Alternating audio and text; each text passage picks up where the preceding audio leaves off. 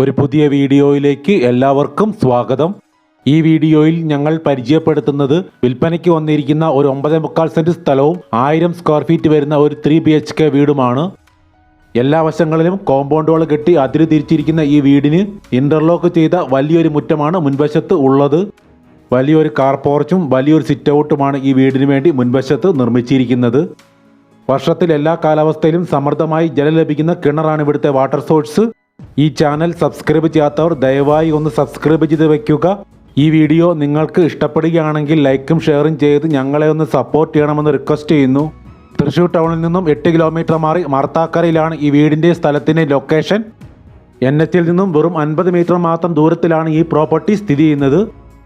വിശാലമായ ഒരു hall, 3 ബെഡ്റൂമുകൾ, kitchen, work area എന്നീ സൗകര്യങ്ങളാണ് ഈ വീടിന് ഇൻസൈഡിൽ ഉള്ളത്.